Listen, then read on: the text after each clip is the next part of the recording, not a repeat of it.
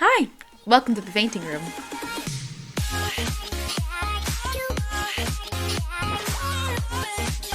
Hello everyone, and welcome to the first official episode of the fainting room. I'm so excited to be with you guys here today, and we are going to get right ahead and started with the topic of virginity. We are going to be debunking this misogynistic and totally not real concept. So I took the liberty of looking up the definition of virginity online, and I got the state of never having had sexual intercourse.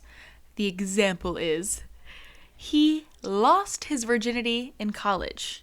Love to hear the end of that story. Basically, now that we know the definition, virginity was really created out of this idea of purity, right?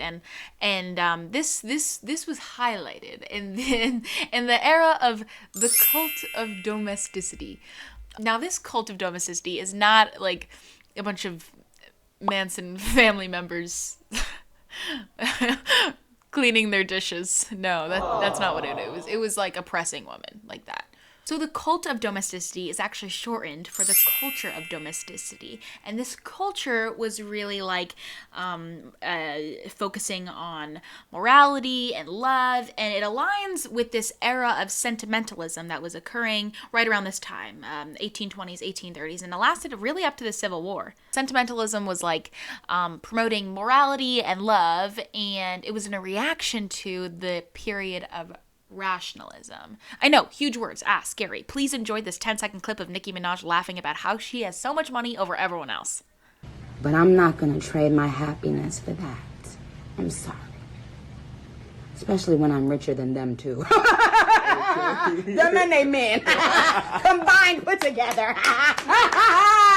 Okay, great. You survived. I gave you a little break. Now we're going to get back into it. So this period of rationalism was an era of time where they put science before God. They were starting to think in more logical ways and using hard evidence to back up certain theories, right? But sentimentalism was the reaction to that, saying, no, God is still above everything. Morality, love, more emotion, because the whole rationalist movement was, quote, emotionless. This culture of domesticity was really all about putting religion, morality, and love over everything else. Now, women were at the forefront of this movement, and it was like a poster child, because women, right, they were put on this pedestal of being virtuous and totally like pure and the definition of piety, and it was their job to teach God's will, teach God's readings and lessons to their children. Now, the reason why women were pretty much at this forefront is because, well, religion's a home activity. So we all know the story, right? And especially in this time, women take care of the kids. They have to teach them, the ways of life. Can't work, certainly not. Listen to what their husband says, father says. They really have no marriage rights yet. And that's pretty much their life, is being submissive, being that they had to be told what to do. That was pretty much the thing. We all know that story. We all know that narrative. But the era of sentimentalism brings a domestic approach because God and religion is something that can be studied within the home. Religion's a home activity. You can do your Bible studies and all of that, those great things. Now that we're all at home, I hope we're reading up on those Bibles. So the culture of being domestic, the culture of domesticity was really about religion. But because religion can be done in the home, it became a domestic thing. So from there, not that hard to figure out, right? Women aligned with religion aligned with not having premarital sex, therefore women no premarital sex. We got it. We all know the double standard. A man has sex with a lady, and no one really cares. No one blinks an eye. Everyone's like, yeah, good for you. But the woman in that scenario is called a slut and a whore and completely shamed for having sex, even though they did the exact same thing. That stigma stems from the cult of domesticity. It stems from putting women on a pedestal that they have a responsibility to uphold certain morals that no one else has to uphold.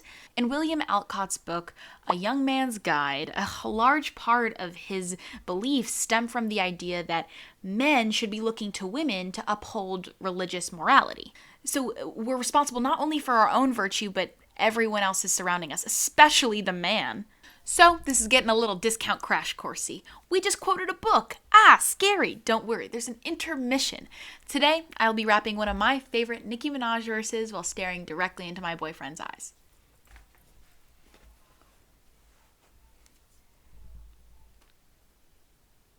All these bitches is my sons. And I'ma go and get some lids for 'em. A couple formula with them pretty lids on 'em. If I had a dick, I would pull it out and piss on 'em. Let me shake it off. I just signed a couple deals. I might break you off. And we ain't making up. I don't need a mediator. Just let them bums blow steam, radiator. Scary. Was it good? Terrifying. Thank ya. Oh, Nicki Minaj! As you guys can see, I obviously love Nicki Minaj to death. I am a handmaiden of God because she's my God. And I bow down to her every day. Would you describe me as a handmaiden of God? Yes. Yes? Why? No? No. No? Why? No, I wouldn't. Because I'm making the show. Yeah. So back to this cult of domesticity. It was expected that a woman would follow every single demand and standard that the man in her life set for her. She had almost no rights towards her children, her house. She was not able to own property at this time. She was pretty much treated like a child, and it's explained from this idea of phrenology. Now, phrenology was very popular during this time, and it explains why a lot of people legitimately did not think women were as capable as men. It's the belief that the size of one's head is the determinant of how intelligent they are. Men being generally taller and larger, they have larger heads, but women being generally smaller have smaller heads. Literally, they thought that women's brains were smaller and therefore less capable. So they actually thought that women were less capable because they had smaller heads, meaning they had smaller brains, meaning they were not as capable. You see where I'm going at this? So women were pretty much treated like obedient children, and they were expected to be obedient their entire life. And this ties back to the idea of women and their sexuality. Society has created this idea that women losing their virginity is painful and uncomfortable, and it's a bloody scene like the end of a Tarantino film. Like, I remember when I learned about sex, it was literally horrifying. Like, someone enters you and then there's blood everywhere. Like, what is going on? You know what I mean? And a lot of women have this experience and this fear, and it creates a stigma that we shouldn't be having sex at all, and no sex. Scientists tried to explain virginity using science, like the hymen, and, you know, someone enters you and then your hymen fucking breaks everywhere, and then you're not a virgin. But the hymen doesn't break all the time, and a lot of women don't experience blood during the first time they have sex. It's more of a stretch, and there may be some bleeding, but every woman is different. But these horror stories that were fed as children create this intense stigma and fear of having sex that stay with a lot of women into their older ages. Many women struggle in their sex lives. They think sex is uncomfortable, it should hurt, and it creates a very negative environment for any sexual activity. And this belief has stemmed from the cult of domesticity. It's the idea that we are supposed to be submissive, that we are supposed to shut up and do as we're told and lay there and let him get off, and that's it. A lot of women don't even question why they don't enjoy sex because that's not what they're taught. They're not taught that it's supposed to be enjoyable. You see a lot of discussion around virginity when you talk about lesbian sex. Many people do not consider lesbian sex real sex because there's no penis. The very idea that lesbian sex is not real sex is actually just saying that without a person with a penis there, sex can't happen, which is incredibly misogynistic. It's the idea that sex is only had by men. So, what the fuck is virginity? Well, the short answer is nothing. Virginity is just a label created by men to control what women do with their bodies. But the longer and more helpful answer is that virginity is in your own hands.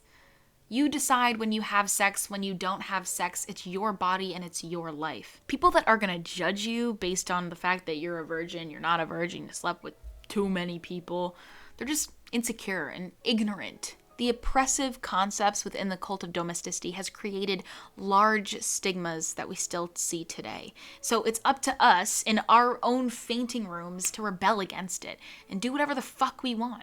So that's the episode.